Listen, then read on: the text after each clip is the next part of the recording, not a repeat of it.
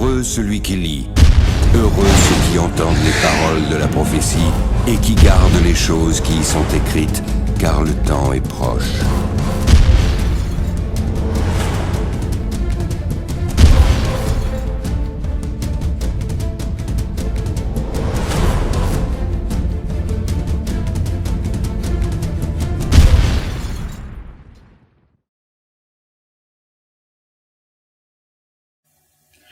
Bonsoir, bonsoir, chers amis, mesdames et messieurs, amis sur Internet, YouTube, Facebook, connectés à travers le monde francophone.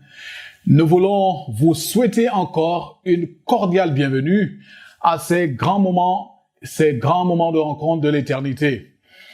Dans ce grand thème, message du temps de la fin de Jésus-Christ, l'après-Covid.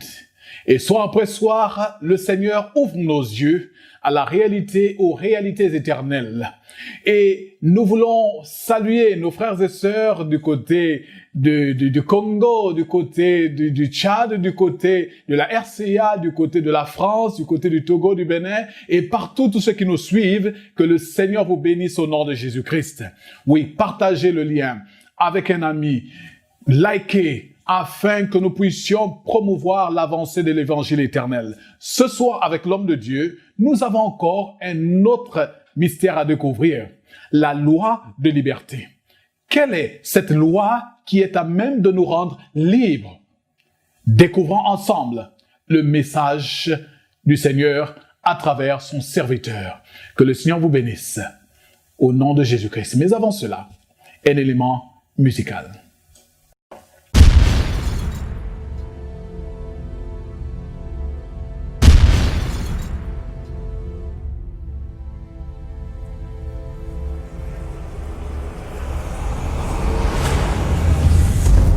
Heureux celui qui lit, heureux ceux qui entendent les paroles de la prophétie et qui gardent les choses qui y sont écrites, car le temps est proche.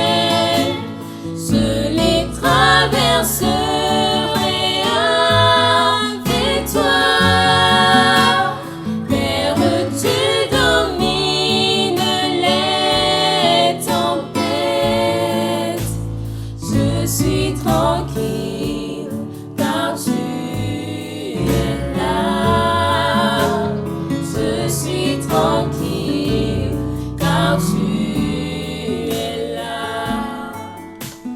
Même si les océans se déchaînent, je les traverserai avec toi. Père, tu domines les tempêtes.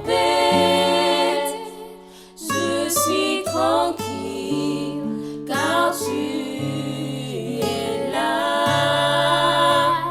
Je suis tranquille car tu es là.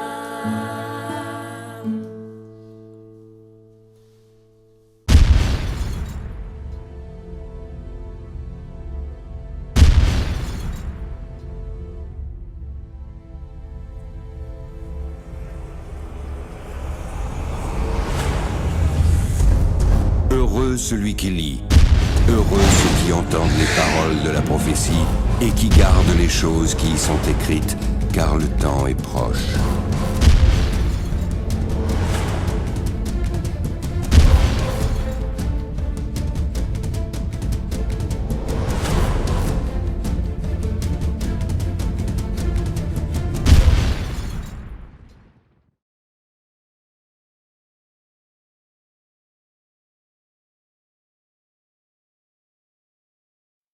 Bonsoir à toutes et à tous, très chers amis. Je suis très heureux de vous retrouver encore une fois de plus ce soir pour la suite de notre conférence biblique live qui a pour thème central « Message de la fin des temps de Jésus ». Je veux croire que depuis le début de cette conférence biblique live, vous êtes connectés soir après soir et que Dieu parle à vos cœurs et qu'il vous donne des messages importants alors que notre monde va petit à petit vers sa fin. Oui, il n'y a plus d'espoir pour ce monde. Mais nous, en tant qu'enfants de Dieu, nous trouvons notre espoir en ce second avènement de Jésus-Christ. Je suis le pasteur Tony Oguma et je vous souhaite à toutes et à tous une cordiale bienvenue. Sans plus tarder, je vous invite à incliner vos têtes pour une courte prière. Éternel notre Dieu, notre Père, nous te rendons grâce et nous te bénissons pour ton amour et ta fidélité. Nous t'invitons une fois de plus ce soir à parler à notre cœur et qu'au nom de Jésus, la puissance de ta parole opère un changement radical et que nous puissions être dirigés à ressembler à Christ. Fais-le pour nous, pour nos auditeurs, nos amis qui nous suivent depuis Facebook, depuis YouTube, au nom de Jésus-Christ. Amen. Une fois de plus, très heureux de vous savoir aussi nombreux connectés pour cette énième présentation. Je veux croire de tout mon cœur que le Seigneur vous bénira ce soir, une fois de plus, comme il le fait chaque soir depuis que nous avons commencé ce programme. Ce soir, nous aurons un autre sous-thème très intéressant, la loi de la liberté. La loi de la liberté.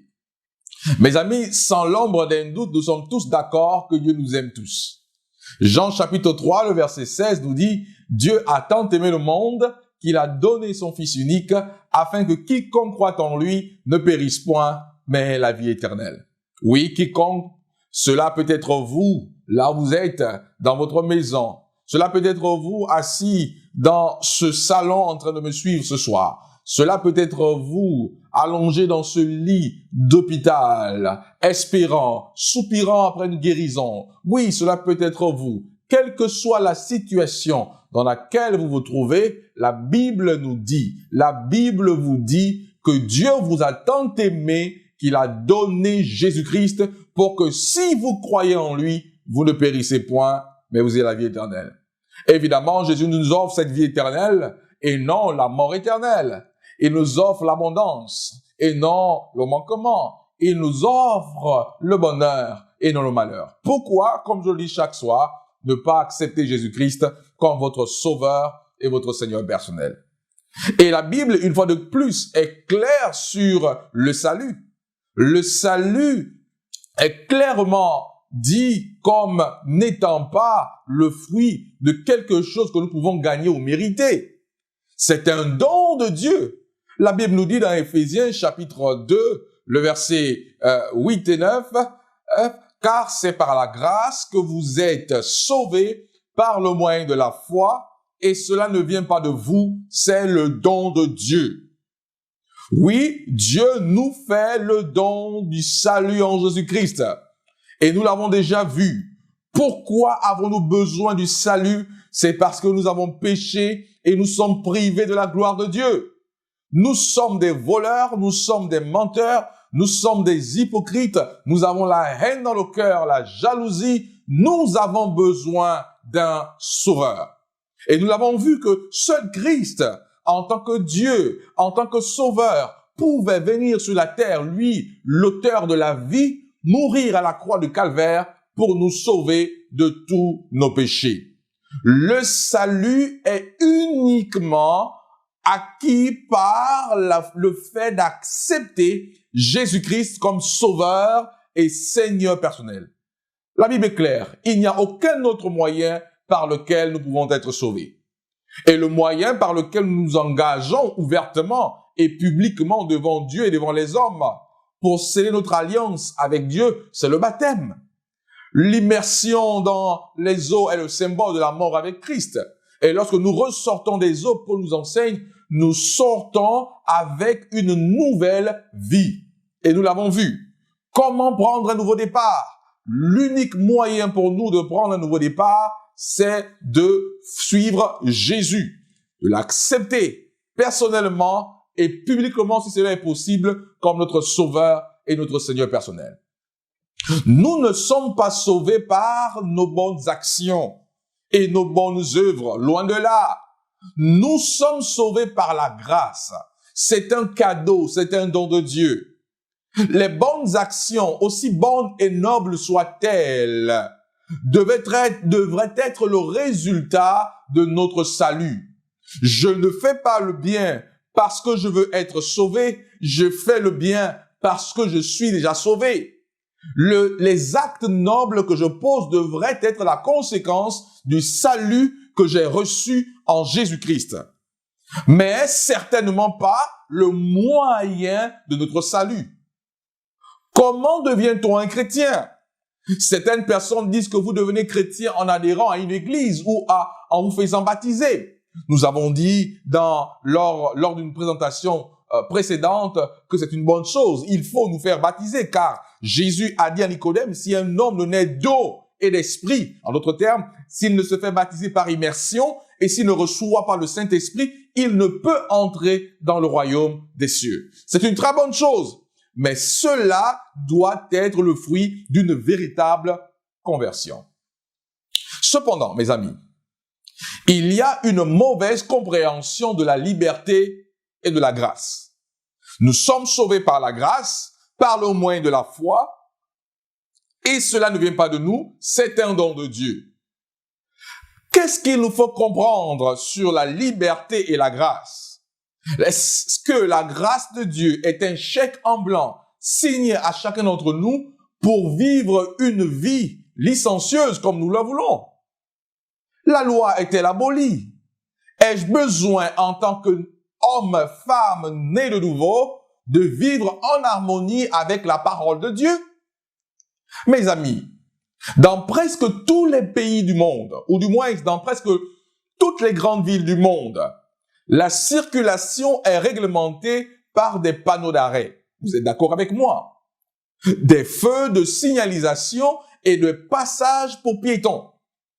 Si tout le monde observe ces dispositions réglementaires et conduit et marche selon elles, il y aura rarement, voire jamais d'accident. Ces régulateurs familiers de la circulation sont pour la sécurité de tous. S'ils sont négligés ou désobéis, ils peuvent causer des blessures et même la mort par l'attouchement d'un accident. Et ce n'est pas la faute de la loi s'il y a accident. La loi existe pour réglementer la circulation. Mais si un chauffeur refuse de respecter les signes, les panneaux, les feux de signalisation et qu'il cogne sur un autre véhicule, la faute n'est pas celle de la loi, mais elle sera et elle est celle des individus qui ont refusé d'obéir à cette loi qui existent.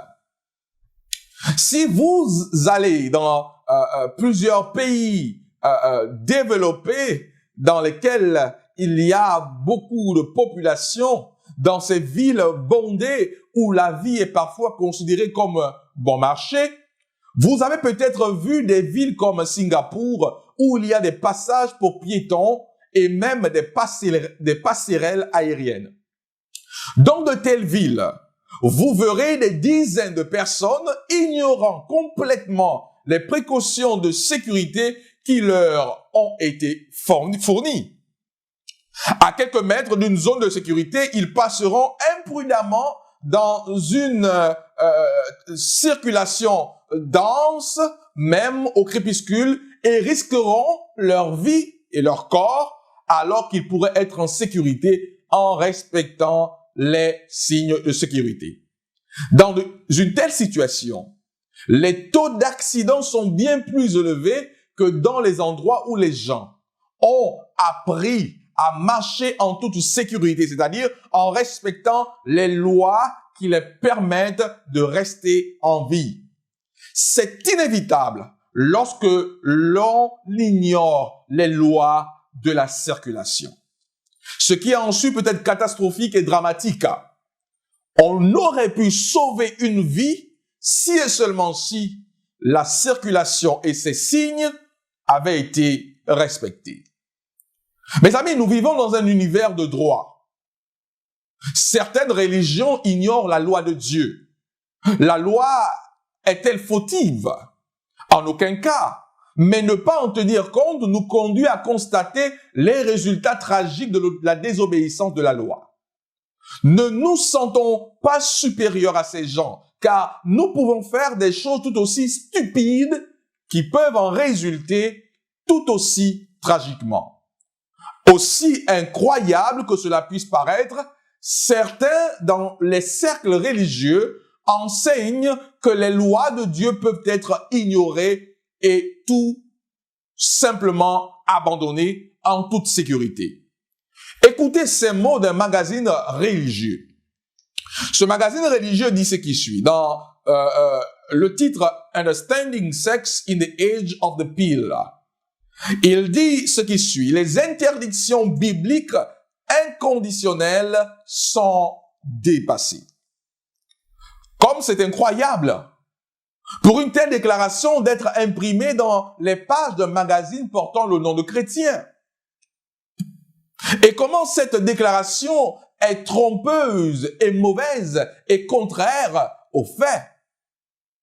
Mes amis, la philosophie licencieuse, ci-dessus enseignée, avec une déclaration scientifique de fait par quelqu'un qui est éminemment qualifié pour le faire, ne veut pas dire que la Bible pense la même chose que ces hommes-là. Un docteur Max Levin, dit ce qui suit, professeur en neurologie. Vous pouvez tromper les gens, mais vous ne pouvez pas tromper votre propre système nerveux automatique. C'est facile à dire. La vie seulement, vous feriez mieux de vous protéger et de bien la protéger. Ne risquez pas de la ruiner. C'est tout ce que vous avez, gardez-la bien. Oui, mes amis, vous conviendrez avec moi que l'on ne vit qu'une seule fois.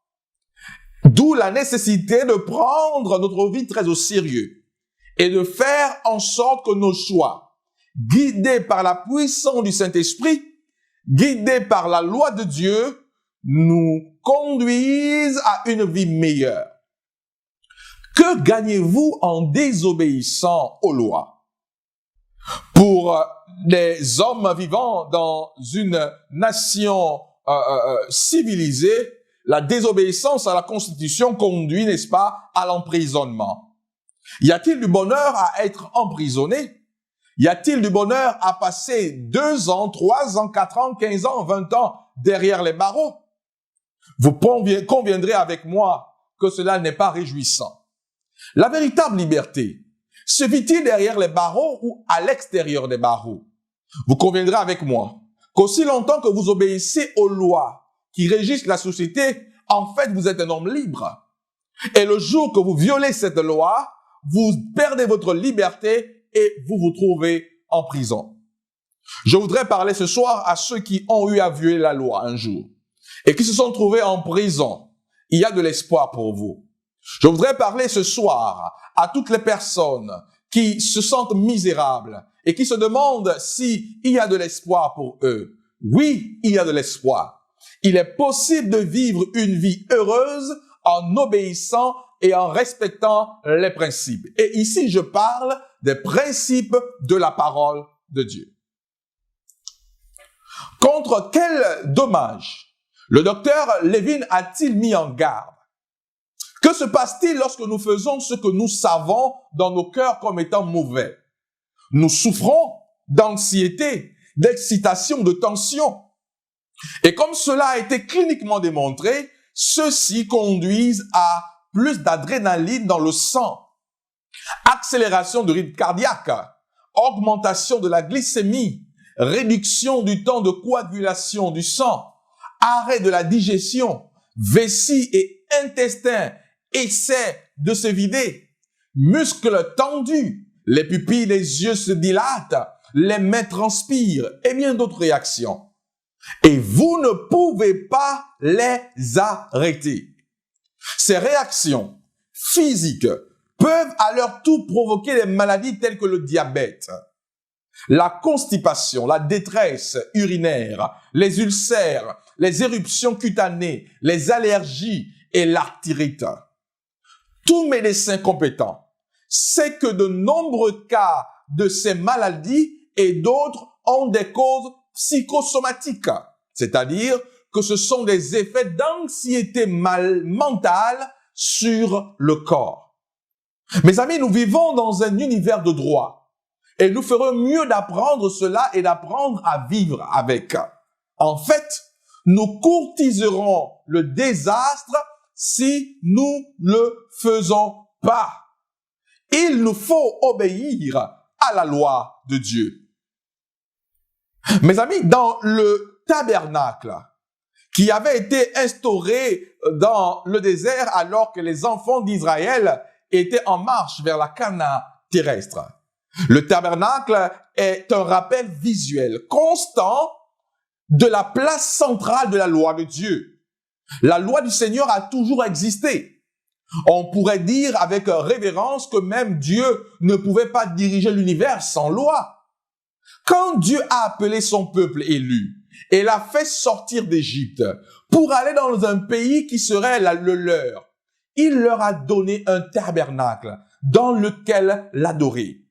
Leur culte était pratiqué autour du tabernacle plutôt que dans celui-ci, car c'était un petit bâtiment et n'aurait pas accueilli une grande congrégation. Mais c'était un bâtiment très significatif. Et bien que peu meublé, chaque meuble avait une signification religieuse. Le tabernacle avait 2 chambres, ou si vous voulez 2 appartements. Le premier s'appelait le lieu saint, le second s'appelait le lieu très saint. Dans le lieu très saint, il n'y avait qu'un seul meuble, un coffre recouvert d'or. Dans ce coffre se trouvaient les 2 tables de la loi, les 10 commandements de Dieu, écrits de son propre doigt.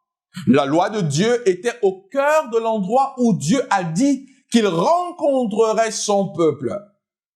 Le Christ, se réjouissant de la loi, tout comme les tables de la loi étaient au cœur du sanctuaire, de même la loi de Dieu est au cœur de l'évangile. Le Christ a illustré cela dans sa vie. Car l'une de ses missions en venant sur cette terre était de vivre parfaitement en harmonie avec la loi. Étant notre exemple par excellence, celui à qui on doit regarder en vue d'espérer le ressembler, il est celui qui nous a montré qu'il était possible, avec la puissance et l'onction du Saint-Esprit, de marcher jour après jour et de tendre vers sa ressemblance.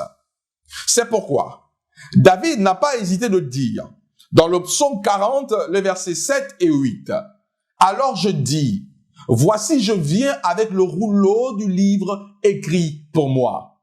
Oui, les amis, la parole de Dieu a été écrite pour chacun d'entre nous. Il continue en disant, je veux faire ta volonté, mon Dieu, et ta loi est au fond de mon cœur.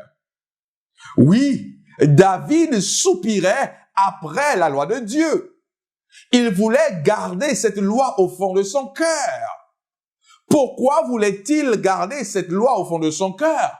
Pour témoigner la puissance de Dieu dans sa vie d'une part, et d'autre part, pour démontrer qu'il existait une relation entre lui et Dieu.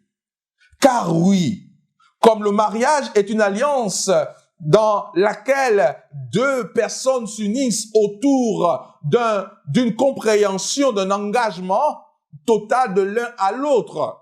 De même, lorsque l'on devient enfant de Dieu, il nous faut vivre en harmonie avec les principes de Dieu. Dieu ne voudrait pas que nous soyons des voleurs. Il ne voudrait pas que nous soyons des hommes et des femmes vivant dans l'adultère, dans le mensonge. Il ne voudrait pas que nous soyons des convoiteurs, des personnes qui passent leur temps à tuer leur prochain. Loin de là. Dieu voudrait, par la puissance du Saint-Esprit, habiter dans nos vies et nous transformer petit à petit jusqu'à ce que nous puissions parvenir, lors de son second avènement, à la ressemblance parfaite et totale de Jésus-Christ. Le péché n'a rien de bon. Le péché n'a rien de bon. Le péché nous éloigne de Dieu. Le péché nous sépare de Dieu. Mais Dieu voudrait nous garder près de lui et nous transformer pour que nous puissions vivre une vie d'obéissance à sa volonté. Lorsqu'un jeune homme riche est venu voir Jésus, il s'est approché de Jésus pour poser la question à Jésus, une question importante, celle du salut. Ce jeune homme riche pose la question à Jésus et la question de Jésus la réponse de Jésus est sans appel. Que puis-je faire, Seigneur, pour hériter le royaume des cieux?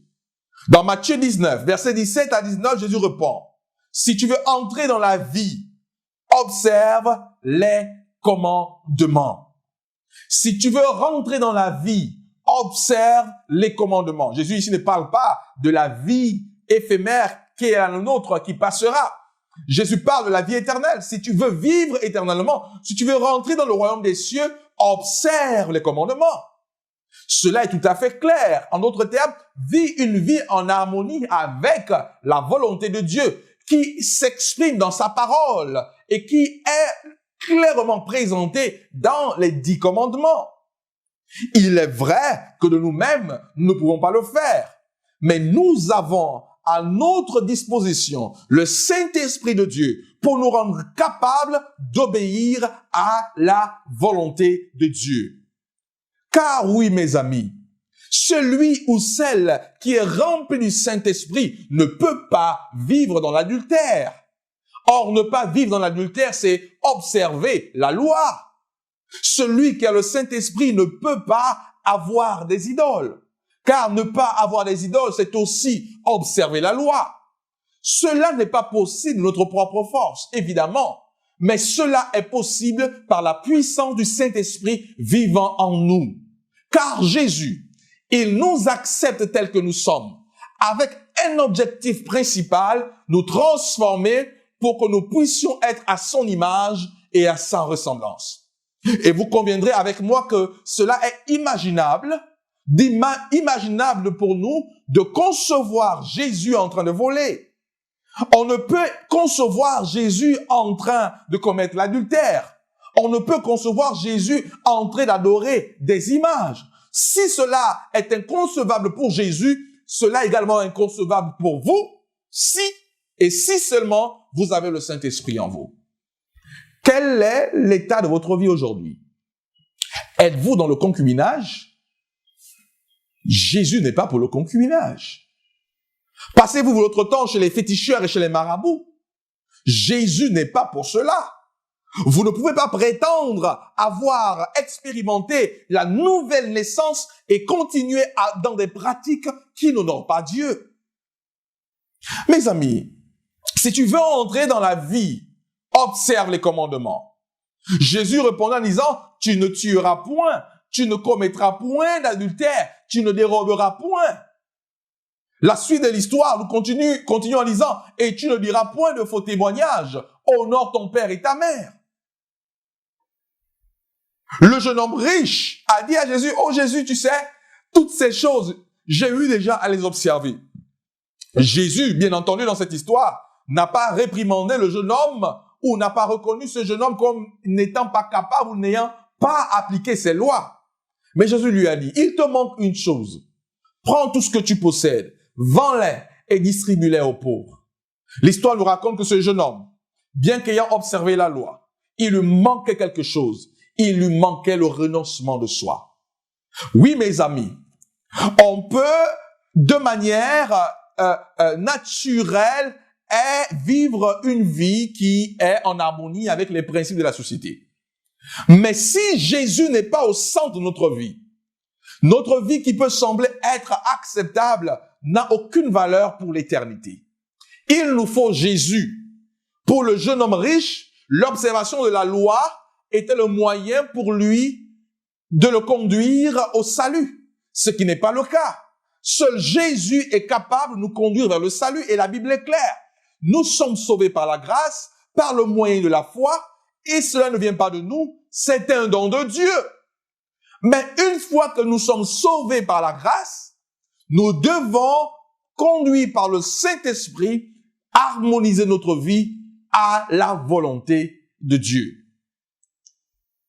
Dans Matthieu chapitre 5, le verset 19, la Bible dit, « Celui donc qui supprimera l'un de ses plus petits commandements et qui enseignera aux hommes à faire de même sera appelé le plus petit dans le royaume des cieux.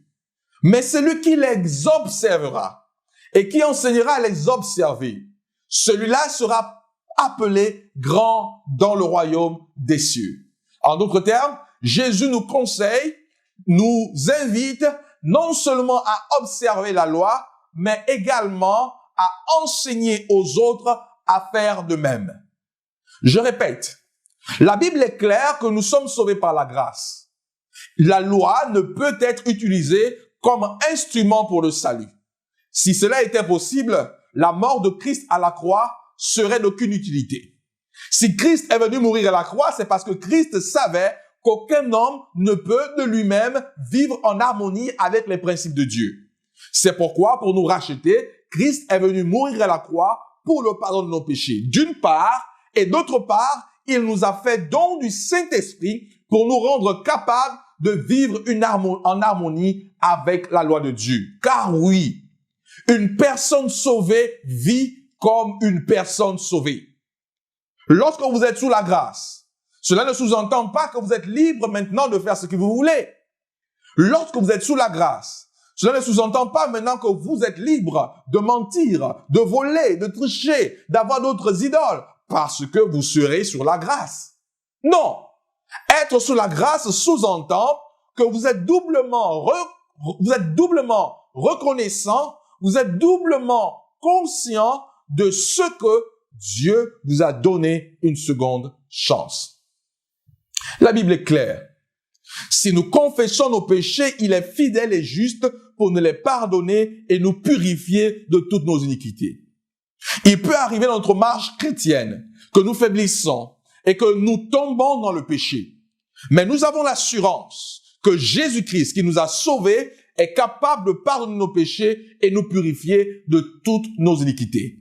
Cette promesse est pour vous. Vous qui êtes tombés dans l'alcool. Cette promesse est pour vous. Vous qui êtes tombés dans la pornographie. Cette promesse est pour vous. Vous qui êtes tombés dans l'adultère.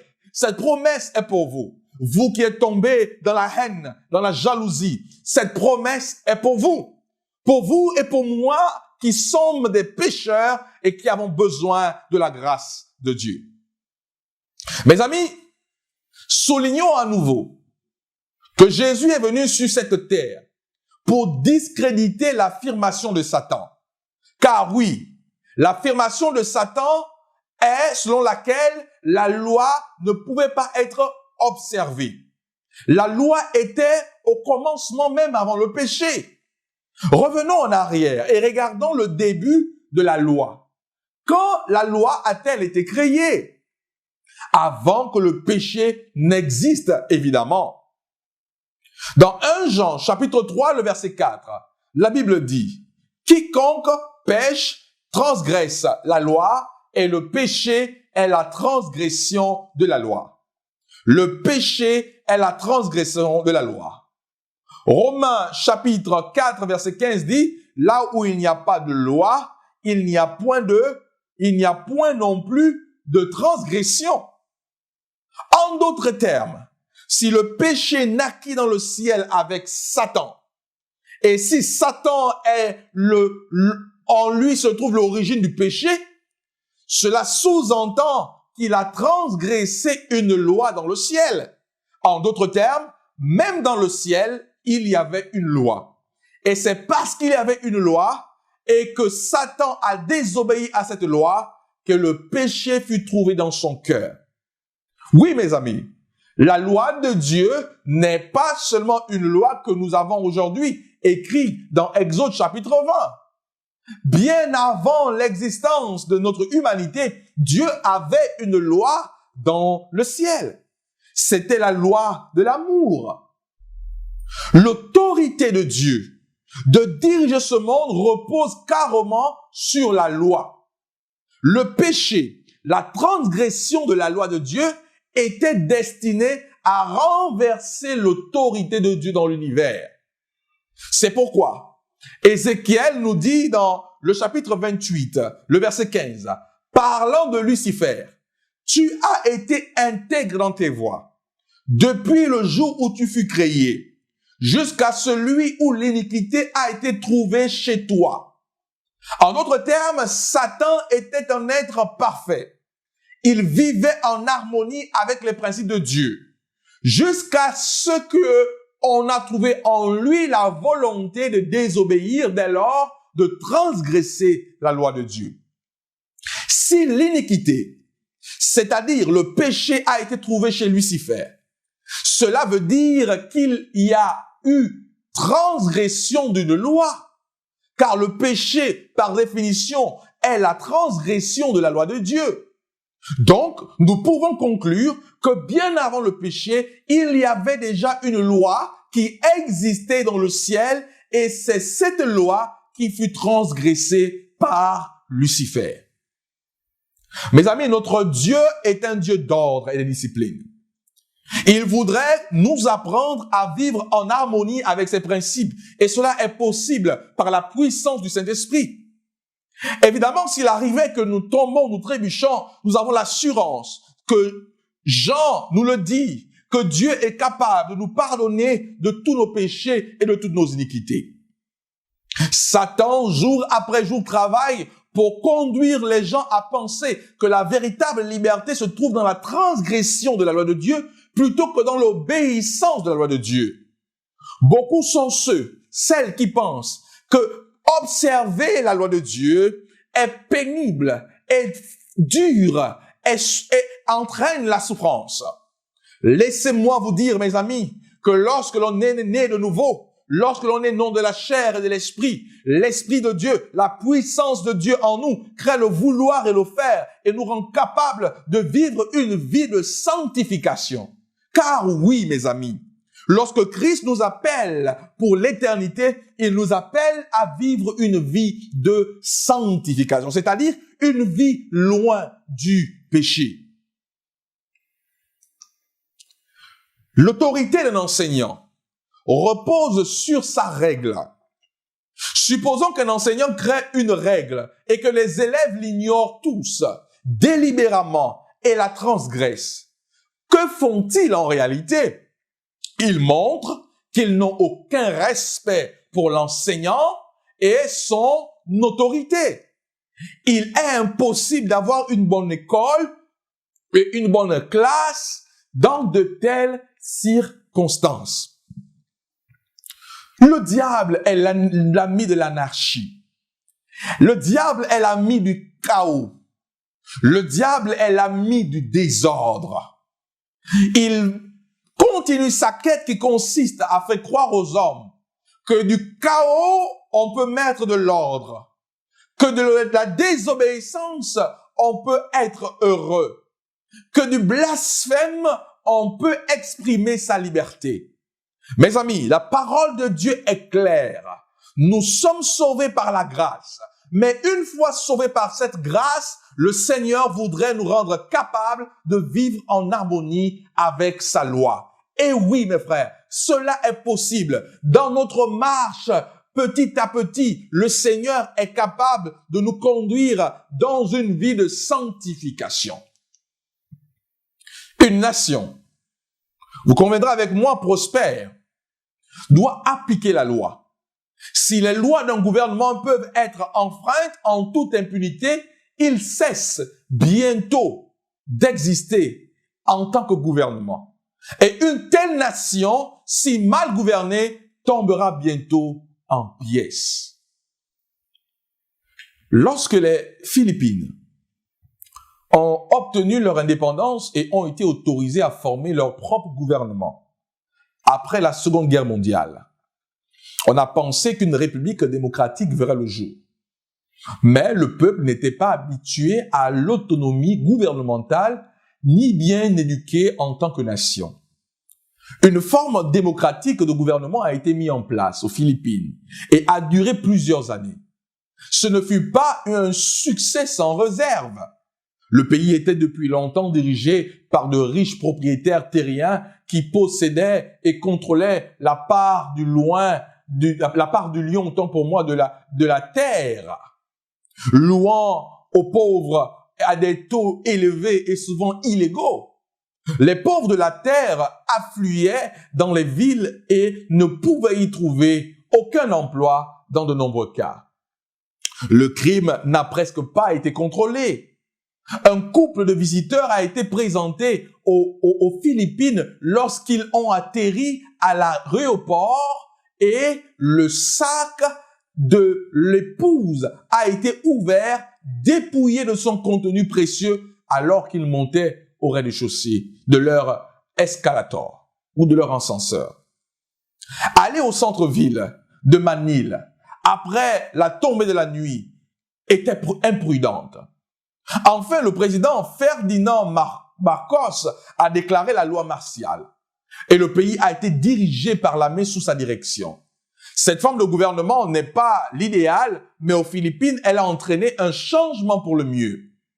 Il était alors possible de parcourir les rues des villes sans encombre, car presque tous les pâtés de maison étaient surveillés par des hommes armés et en uniforme équipé, et avec des talkie-walkie. La loi du pays a été appliquée. Seule une loi appliquée vaut la peine d'être loi. Mais le Seigneur ne voudrait pas nous diriger dans ce genre de choses. Il voudrait que notre obéissance soit le fruit de notre volonté suprême et non le fruit d'une pression ayant été exercée sur nous. Dieu voudrait nous conduire à observer sa loi de manière volontaire, avec amour, avec zèle, avec passion, car la loi de Dieu, en fait, est faite pour nous. La loi de Dieu est faite pour notre bien. Celui qui ne commet pas d'adultère ne prend pas le risque de choper une maladie sexuellement transmissible. Celui qui ne vole pas ne prend pas le risque d'aller en prison. Car, mes amis, n'oubliez pas, lorsque l'on vous attrape parce que vous avez volé, ce n'est pas Jésus qui ira en prison pour vous. Vous irez en prison et vous payerez les conséquences de votre vol. En d'autres termes, la loi est bonne pour nous. Elle nous fait du bien. Elle canalise notre vie et nous rassure qu'aussi longtemps que nous restons dans les normes et les principes qui sont mis en place par Dieu, nous avons l'assurance que la main de Dieu non seulement est sur nous, mais notre vie est préservée de beaucoup de problèmes. Car combien de personnes ont rencontré des problèmes dans leur existence à cause de la désobéissance de la loi de Dieu? Combien de jeunes filles ont eu des grossesses précoces à cause des relations sexuelles illicites hors mariage et ont dû abandonner leurs études, ont dû être chassées de leur famille? Combien de personnes se sont-ils trouvées en prison, maltraitées, mourant de faim parce qu'ils ont volé ou détourné des fonds publics? Combien de personnes se sont-ils trouvées hantées par des démons, ne pourront être capables de dormir la nuit parce qu'ils ont fait des pactes avec le diable, parce qu'ils ont adoré des idoles au lieu d'adorer le véritable Dieu qui leur a donné la vie.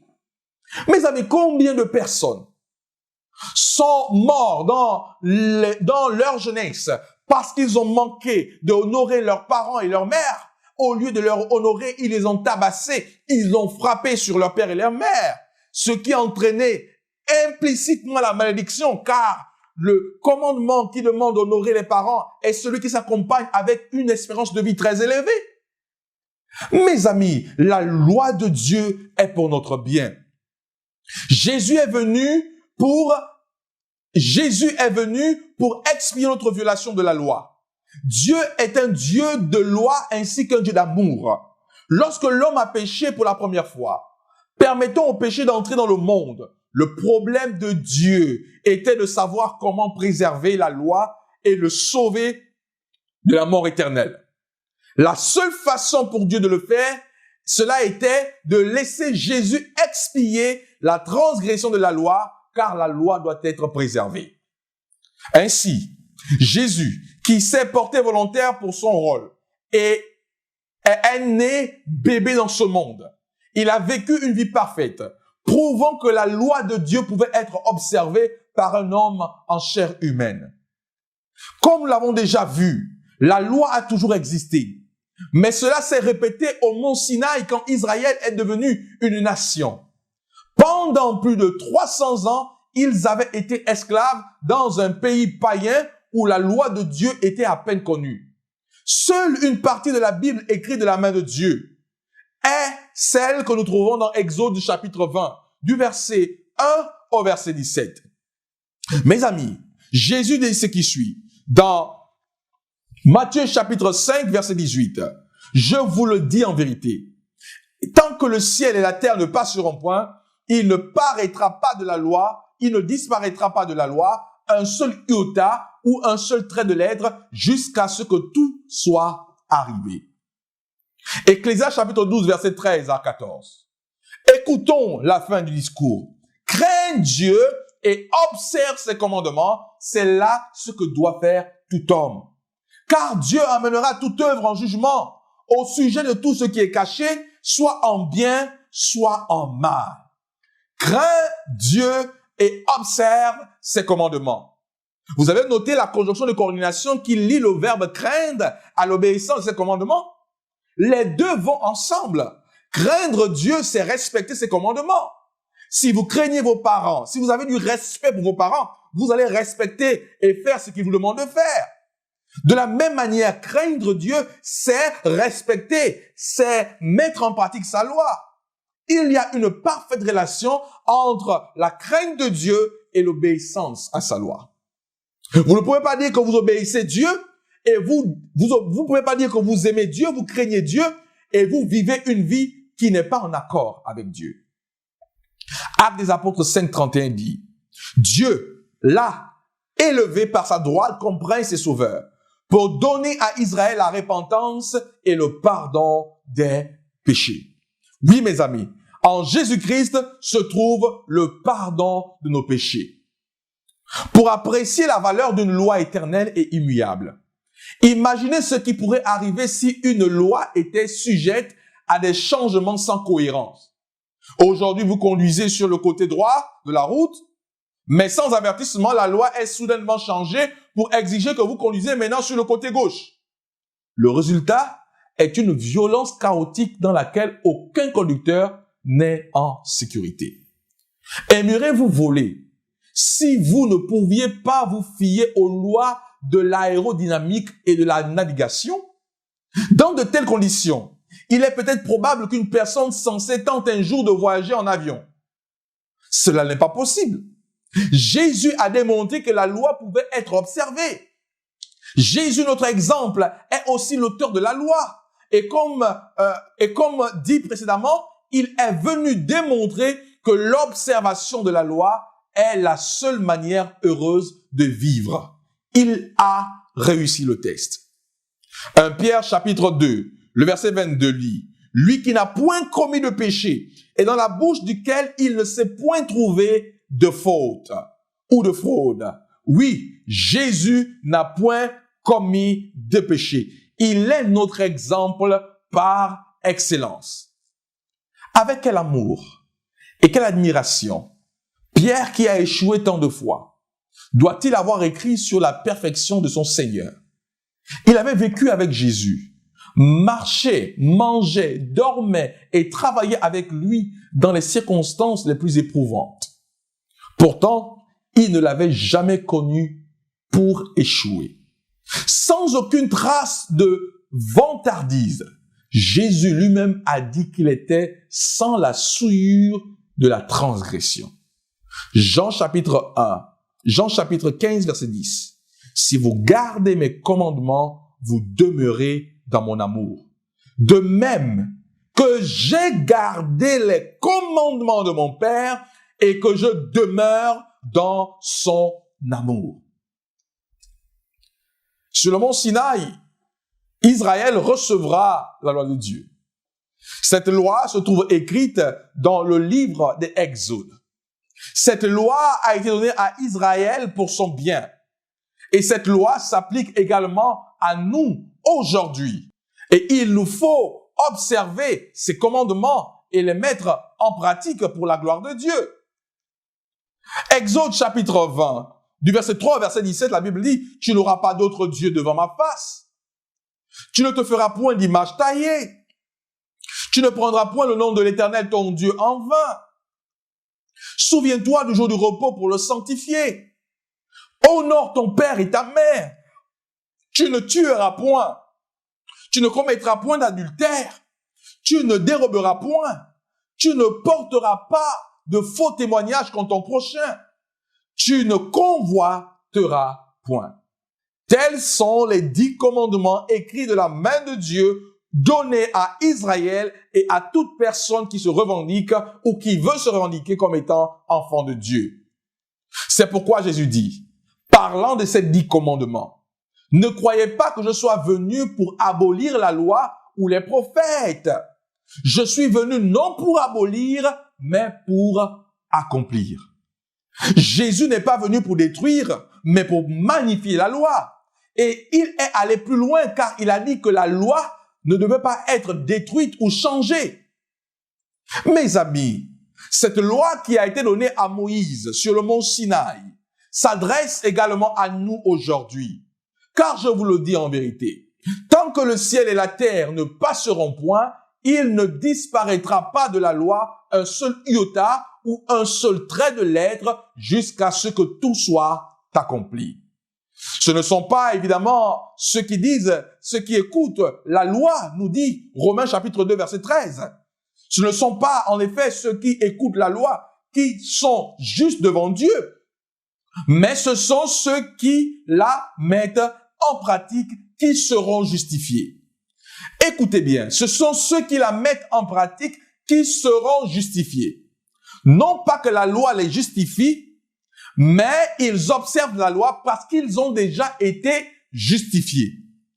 Ils n'observent pas la loi pour être sauvés, car nul ne sera sauvé en observant la loi. Mais ils observent la loi parce qu'ils sont déjà sauvés. Cela vaut la peine d'être souligné, car Jésus savait que beaucoup surgiraient à travers les âges en niant que la loi de Dieu est toujours valide. Ce genre d'enseignement trompeur est encore répandu aujourd'hui. Le livre du prophète Ésaïe est plein de prophéties concernant Jésus, au point qu'Ésaïe est connu comme le prophète de l'Évangile. Ésaïe connaissait bien son Seigneur, non pas parce qu'il l'avait rencontré dans la chair, mais parce que grâce au don de prophétie, une grande partie de la nature, de la vie et des enseignements du Christ lui avait été révélée. Alors il écrit, « Le Seigneur est bien content à cause de sa justice.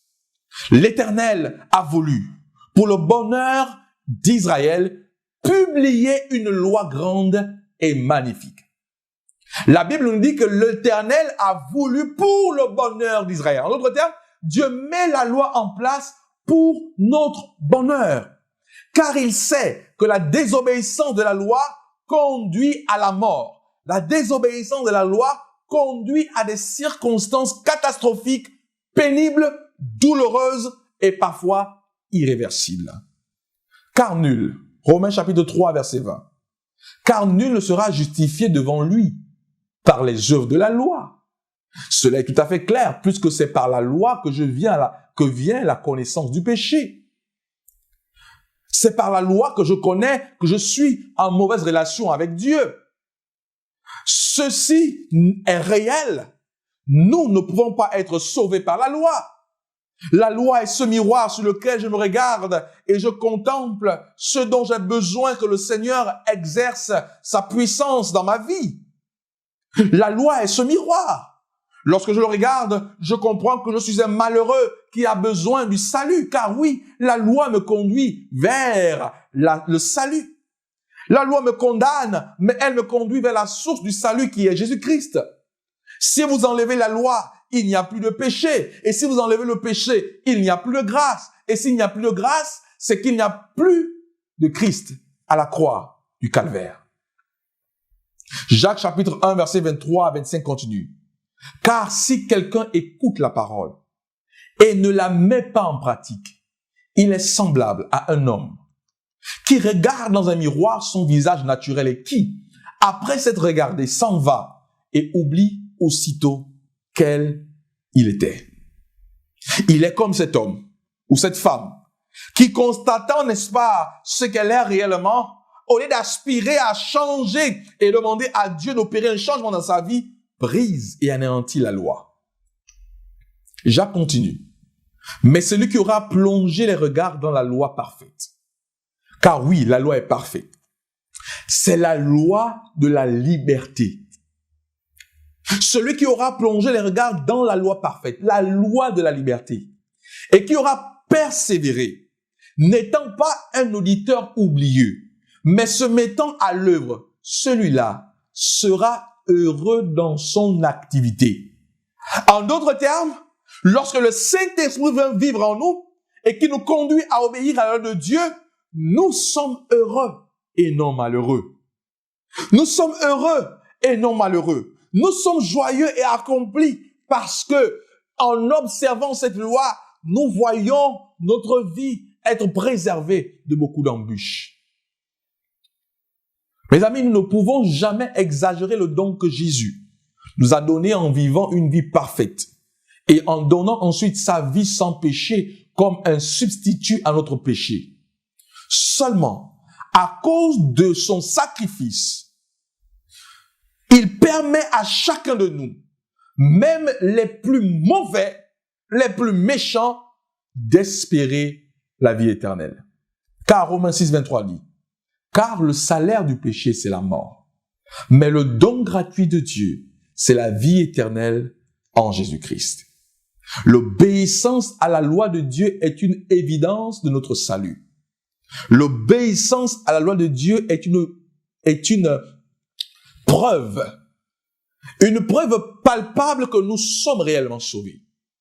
Est une preuve palpable que le Seigneur exerce sa puissance sur nous. Lorsque celui qui était alcoolique abandonne l'alcool, il est la preuve que Dieu change des vies. Lorsque celui qui était coureur de jupons se marie et est fidèle à sa femme, il est la preuve que Dieu change de vie. Lorsque celui qui était malhonnête devient honnête, il est la preuve que Dieu change de vie. Oui, mes amis, l'obéissance à la loi de Dieu est une évidence de notre salut. Vous ne pouvez pas prétendre être sauvé et demeurer dans le concubinage. Vous ne pouvez pas prétendre être sauvé et demeurer dans une relation illicite. Vous ne pouvez pas prétendre être sauvé et vivre consciemment, volontairement dans une relation adultérienne. Vous ne pouvez pas prétendre être sauvé et passer votre temps chez les marabouts, chez les ngangas, chez les féticheurs. Comment réclamer le salut de Jésus? Comment vous réclamez être l'enfant de Dieu et passer votre temps à manquer de respect à vos parents, à transgresser le sabbat, à convoiter, à vivre pleinement et librement dans le péché? Oui, Jésus nous prend tels que nous sommes, mais il ne nous garde pas comme il nous a trouvés. Il exerce par la puissance de son Esprit Saint une activité transformatrice dans nos vies. Cela ne se fait pas nécessairement du tic au tac, mais au fur et à mesure que nous marchons avec lui, petit à petit, il devrait nous donner une victoire certaine sur le péché petit à petit, jusqu'à ce que nous puissions atteindre, comme dit Paul, la statue parfaite du Christ. Si vous êtes dans le péché, si vous vivez dans le péché, le Seigneur voudrait vous en sortir et vous en délivrer. Si vous êtes tombé dans le péché, relevez-vous, car la Bible dit, il est fidèle et juste pour nous les pardonner et nous purifier de toutes nos iniquités. Prenez un nouveau départ avec Jésus. Hébreux chapitre 6, verset 10, « Je mettrai mes lois dans leur esprit, je leur écrirai dans leur cœur, et je serai leur Dieu, et ils seront mon peuple. » Dieu voudrait inscrire sa loi dans notre cœur.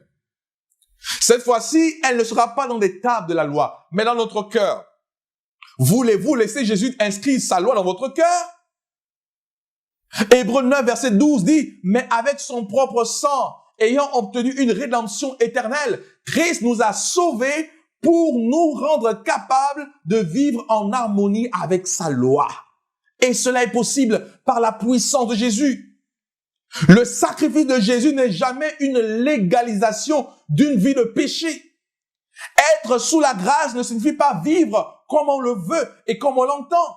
C'est vivre en harmonie avec la volonté de Dieu. Et cette volonté pour notre caractère et pour notre style de vie se révèle dans les 10 commandements. Je n'ai pas dit dans les 8, dans les 9, dans les 6, dans les 5, dans les 10 commandements.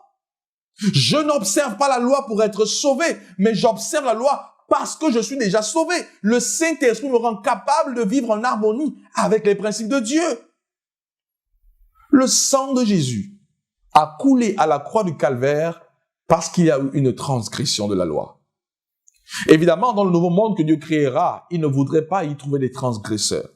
Car la Bible dit que le péché ne réapparaîtra pas.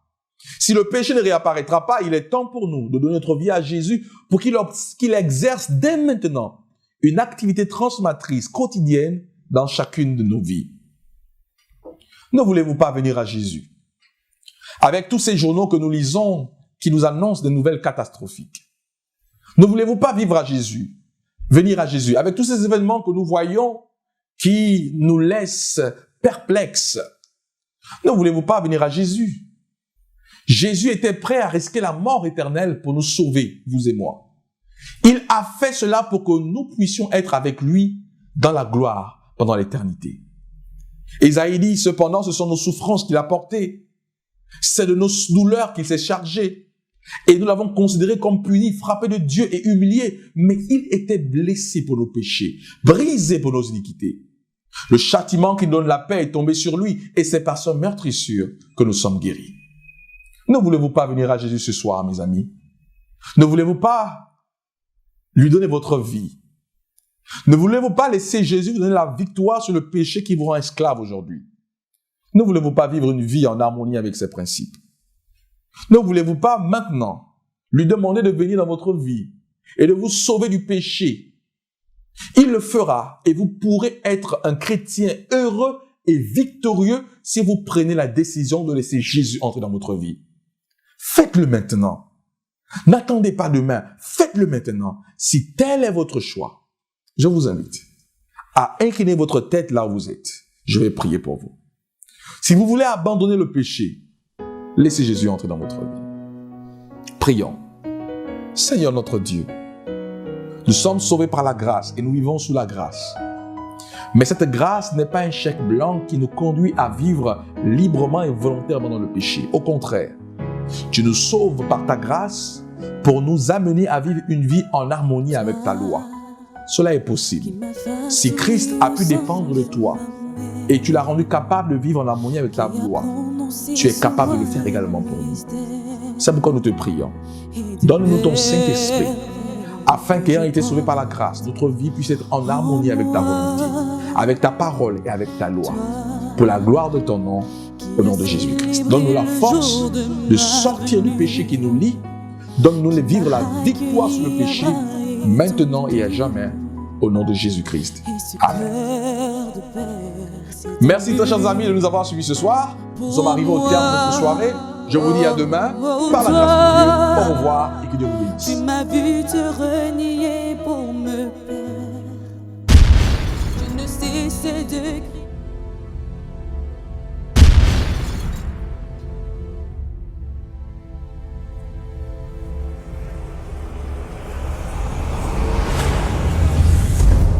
Heureux celui qui lit, heureux ceux qui entendent les paroles de la prophétie et qui gardent les choses qui y sont écrites, car le temps est proche.